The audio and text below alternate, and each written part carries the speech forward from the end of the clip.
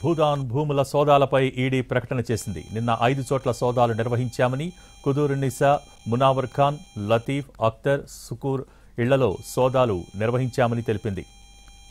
45 vintage కార్లను స్వాధీనం చేసుకున్నామని, పెద్ద ఎత్తున విదేశీ నగదుతో పాటు 23 లక్షలు భారీగా ఆస్తులకు సంబంధించిన పత్రాలు స్వాధీనం చేసుకున్నట్టు వివరించింది. కుదూరునిసా ప్రభుత్వ స్థలాలకు తప్పుడు పత్రాలు సృష్టించి అమ్మినట్టు గుర్తించామని, తమ వారసత్వ ఆస్తిగా పేర్కొంటూ అమ్మకాలు జరిపారని తెలిపింది ఈడీ.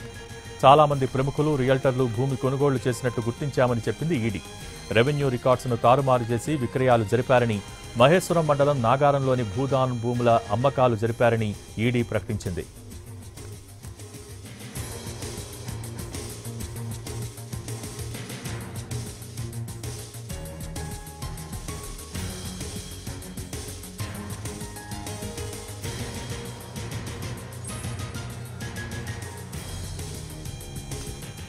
మరోవైపు తెలంగాణ హైకోర్టును ఆశ్రయించారు పలువురు ఐపీఎస్లు. భూదాన్ భూముల వ్యవహారంలో న్యాయస్థానాన్ని ఆశ్రయించారు. 27 మంది ఆఫీసర్లకు చెందిన భూములను నిషేధిత జాబితాలో పెట్టాలని సింగిల్ బెంచ్ తీర్పునిచ్చింది. దీనిపై హైకోర్టులో అప్పీల్ చేశారు 3 ఐపీఎస్లు.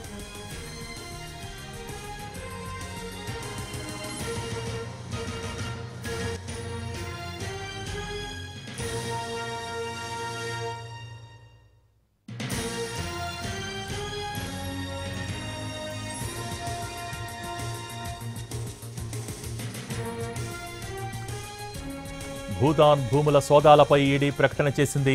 నిన్న 5 చోట్ల సోదాలు నిర్వహించామని, కుదూరునిసా, మునావర్ ఖాన్, లతీఫ్, అఖ్తర్, సుకూర్ ఇళ్లలో సోదాలు నిర్వహించామని తెలిపింది. 45 వింటేజ్ కార్లను స్వాధీనం చేసుకున్నామని, పెద్ద ఎత్తున విదేశీ నగదుతో పాటు 23 లక్షల రూపాయలు భారీగా ఆస్తులకు సంబంధించిన పత్రాలు స్వాధీనం చేసుకున్నట్టు వివరించింది.